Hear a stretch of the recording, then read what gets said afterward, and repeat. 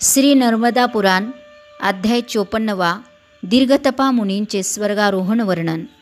ईश्वर वदले त्यानंतर राजाच्या मनात अतिशय भीती निर्माण झाली। मी आज पुन्हा वाराणसीत कसा जाऊ? ब्रह्महत्या समाविष्ट निज शरीर अग्नीत हवन करून अथवा मुनिवचनानुसार त्या आश्रमात जाऊन सर्व निवेदन करू असा विचार करून ते निरुत्तम आश्रमाजवळ पोचले व त्या वृक्षशृंगाच्या अस्थी घेऊन त्या शुद्धांतकरण महर्षींच्या दृष्टीमार्गात स्थित झाले। दीर्घतपा वदले, यावे आपले स्वागत आहे, या आसनावर बसावे। इथे बसल्यावर विष्टर आसनासहित अर्घ्य सामग्री व मधुपर्क तुम्हाला देतो। राजा चित्रसेनाने सांगितले, महर्षी, मी आपल्या अर्घ्ययोग्य नाही, मी तर संवाद साधण्यायोग्यही नाही। हरणांच्या कळपात स्थित आपल्या ब्राह्मणपुत्राला मी मारले। हे ब्राह्मणपुत्र, विद्ध केलेल्या मला कठोर दंड द्या। महातपस्वी ब्राह्मण ऋषशृंगाला मृगभ्रमाने मी मारले। श्रेष्ठ मुनी, हे जाणून आपण माझ्याशी यथोचित व्यवहार करा। राजाचे ते बोलणे ऐकून माता व्याकुळ होऊन घराबाहेर गेली। हा मी मारले गेले असे म्हणून जमिनीवर कोसळली। अति दुःखाने व्याकुळ पुत्र शोकाने पीडित होऊन विलाप करू लागली। हा पुत्र मला मारले। कुररी पक्षाप्रमाणे माता दीनपणे विलाप करू लागली। वत्स, तू मला सोडून गेलास, मला तुझा चेहरा दाखव। या मातेचा आदर कर। शास्त्र श्रवण अध्ययन संपन्न जप होणार तत्पर असा तू माझ्या घराच्या दारात आलेला मी केव्हा पाहिन? लोकोक्ती ऐकली आहे की चंदन अतिशीतल असते, पण पुत्राच्या शरीराचा आलिंगन स्पर्श चंदनापेक्षाही शीतल असतो। जर मानवाचे शरीर पुत्र अंगाच्या स्पर्शास पात्र असेल तर चंदन, अमृत बिंदू व चंद्रमाचे काय प्रयोजन? परमप्रिय पुत्र, मी तुला आलिंगन देऊ इच्छिते, तुझ्या विना मी दुःखित होऊन मरून जाईन। अशा प्रकारे दीन विलाप करत पुत्र शोकाने पीडित माता बेशुद्ध झाली व जमिनीवर पडली। पुत्र शोक पीडित पत्नीला पाहून ते महर्षी दीर्घतपा तिथे राजा चित्रसेनावर क्रोधित झाले। दीर्घतपा म्हणाले, महापापी राजा, जा, तुझे तोंड दाखवू नको। माझ्या ब्राह्मणपुत्राचा तुम्ही कोणत्या इच्छेने घात केलात? राजा, तुम्हाला खूप ब्रह्महत्येचे पातक लागेल। माझ्या कुटुंबासमोर तुम्ही मृत्यू म्हणून उपस्थित झालात असे म्हणून ब्राह्मण पुन्हा पुन्हा विचार करू लागले। क्रोध त्याग करून मुनी भाव जागृत करून ते शांतपणे बोलले। दीर्घतपा म्हणाले, पुत्र, तुम्ही भय त्याग करा। पुत्र शोकाने पूर्ण व दुःखाने संतप्त होऊन मी तुमच्याशी कठोर शब्द बोलले हे मानत स्वकर्माने प्रेरित होऊन बुद्धिमान मनुष्यसुद्धा काय क्रिया करतो? बुद्धिमान मनुष्याची बुद्धी निश्चितच पूर्वकर्माचे अनुसरण करणारी असते। या विधानाने माझ्या मृत्यूही विहित आहे। तुम्हाला पूर्वी सांगितलेल्या हत्या निश्चितच होतील। ब्राह्मण, क्षत्रिय, वैश्य यापैकी किंवा क्षुद्र व चांडाळ जातीपैकी तुम्ही कोण आहात? तुम्ही मला सत्य सांगा। तुम्ही ब्राह्मणाला का मारले तेही सांगा। राजा चित्रसेनाने सांगितले, ब्राह्मण, मी आपल्यास प्रार्थना करतो, आपण मला क्षमा करा। महामुनी, मी ब्राह्मण नाही, वैश्य व शूद्रपुत्रही नाही, तसेच व्याधीने अंत्यजही नाही। मी क्षत्रिय आहे, मी काशीचा राजा आहे।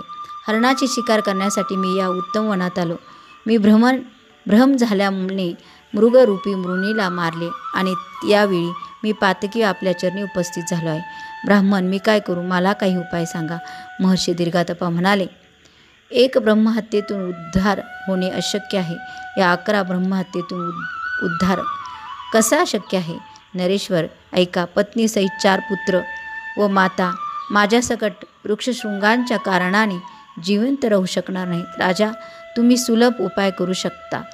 मला कुटुंबासहित अग्नीत देऊन अस्थि शूलभेद तीर्थात श्री नर्मदा जलात विसर्जन कराव्यात। श्री नर्मदाच्या दक्षिण तटावर सर्व पाप विनाशक, सर्व दुःखहारी उत्तम शूलभेद तीर्थ आहे। तिथे शुद्ध होऊन माझ्या अस्थि त्या तीर्थात विसर्जित करा। माझ्या वचनानुसार तुम्ही निसंशय सर्व पापातून मुक्त व्हाल। राजा चित्रसेनाने सांगितले, पूज्य, मला आज्ञा द्या, मी निश्चितच त्याचे पालन करेन। माझे जे काही राज्यकोश, बांधव, पुत्र आदी आहेत ते सर्व आपल्या अधीन आहेत। पूज्य ब्राह्मण, मी सर्व आपल्यास देतो, आपण माझ्यावर प्रसन्न व्हावे।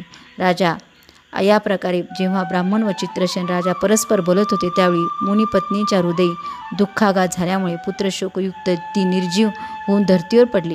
मातेच्या मृत्यूने शोकग्रस्त सर्व पुत्रांनी देहत्याग केला। तेव्हा साऱ्या सुना पत्नीसह मृत्यूच्या स्वाधीन झाल्यात। राजा श्रेष्ठ त्यावेळी मुनीसह सर्व पंचतत्वात विलीन झाले।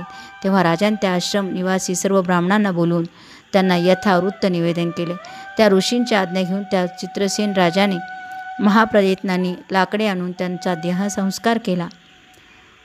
शिवाय अस्थिही गोळा केल्यात. राजा चित्रसेन वृक्षशृंग आदीच्या अस्थी घेऊन दक्षिण दिशेकडे निघाले. जेव्हा जाताना चालण्यास असमर्थ होत तेव्हा सावलीचा आश्रय घेऊन ते थांबत. ते भाराने थकल्यामुळे विश्रांती घेऊन पुन्हा चालायला सुरुवात करत. थोड्या थोड्या अंतरावर अस्थी ठेवून ते सवस्त्र स्नान करत. ते दक्षिणेकडे चालत निराहार राहून केवळ जल पिऊन श्री नर्मदा तटावर लवकरच पोचले. राजाने आश्रमात स्थित ब्राह्मणानं विचारले, ब्राह्मणानं, शूलभेद तीर्थाचा मार्ग मला सांगा. म्हणजे महाभाग मी स्वकार्यार्थ सिद्ध होईल. मुनीने सांगितले, येथून 1 कोस अंतराच्या श्री नर्मदाच्या दक्षिण तटावर तुम्ही निसंदेह परम सुंदर तीर्थ पाहाल. राजाने ऋषींच्या सांगण्यावरून त्वरित जाऊन अनेक ब्राह्मणांनी पूर्ण ते तीर्थ पाहिले. ते स्थान अनेक वृक्षलतांनी संपन्न, बहुरंगी पुष्पांनी शोभायमान, अस्वल सिंहांनी युक्त असे नाना व्रतधारी तेजस्वी ब्राह्मणांनी परिपूर्ण होते. काही एका पायावर उभे होते तर अन्य सूर्याकडे दृष्टी लावून होते. काही पायांच्या एका अंगठ्यावर स्थित राहून तर दुसरे हात वर करून तपस्या करत होते.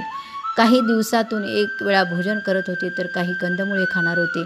काही 3 रात्र भोजन करणारे, पराक व्रत करणारे, काही चांद्रायण व्रत करत होते तर काही पक्ष व्रत उपवास करत होते. काही महिनाभर तर काही 2 महिने उपवास करत होते. काही योगाभ्यासात मग्न होते तर अन्य परमपदाचे ध्यान करत होते. काही गळून पडलेली पाने खात होते तर काही कटू भोजन सेवन करत होते. काही शेवाळे खात होते तर काही वायुभोजन करत होते. काही गृहस्थाश्रम स्थित होते तर काही अग्निहोत्रवाले होते.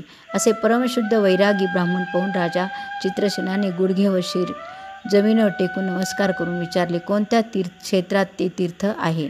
तुम्ही सत्य सांगा, ज्यामुळे इष्टसिद्धी सफल होईल. ऋषीने सांगितले, शतधनुष्य अंतर तुम्ही पुढे जा. भृगुतुंक शिखरावर जलपूर्ण निर्मळ विशाल कुंड तुम्हाला दिसेल. वेदपाठकाचे वचन ऐकून ते त्या कुंडाजवळ गेले. त्या तीर्थाचे दर्शन केल्यावर राजा संभ्रमावस्थेत गेले. त्या राजाने आश्चर्यचकित होऊन पुन्हा पुन्हा चिंतन करत आकाशात मांससहित 1 कुरारी पक्ष्याला पाहिले. त्याने साप पकडला होता. त्या आकाशात मांसरहित पक्षी मांस भक्षणार्थ त्याच पाठलाग करीत होते. सर्व मांसांच्या इच्छेने परस्पर भांडत होते. तेव्हा चोचीच्या प्रहाराने मारला गेलेला तो पाण्यात पडला. तिथे प्रथम श्रीशंकराने शूल प्रहाराने भूभागाला भेदले होते.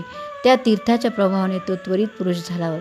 तेव्हा चित्रसेन राजाने विमानात दिव्य रूपधारी पुरुष पाहिला. गंधर्व, अप्सरा, यक्ष व स्वर्गाकडे जाणाऱ्यांची स्तुती करत होते. अप्सरांकडून स्तुती केली जात असताना तो पुरुष सूर्याच्या वर गेलेला पाहून चित्रसेनाने पुढे मोठे आश्चर्य वाटले. ऋषींनी तीर्थाचे जसे महात्म्य सांगितले होते ते निसंशय तसेच आहे. तीर्थाचा अपूर्व प्रभाव पाहून ते रोमांचित झाले. आज माझा दिवस धन्य झाला, ज्यामुळे मी इथं आलो आहे. त्यांनी अस्थी भूमीवर ठेवून विधिपूर्वक स्नान करून तिळमिश्रित जलाने पितृदेवांचे तर्पण केले. नंतर राजाने अस्थी विसर्जन केले. तेव्हा क्षणभर त्यांना पाहून राजा मुख वर करून स्तब्ध झाले.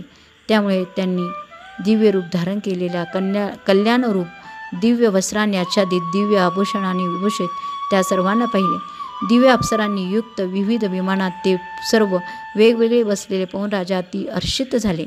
ऋषी विमानात चढून चित्रसेनाला म्हणाले, प्रिय महाराज चित्रसेन, तुमच्या कृपेने मला ही अशी दिव्य गती मिळाली. तुम्ही अत्यंत उत्तम कार्य केले आहे.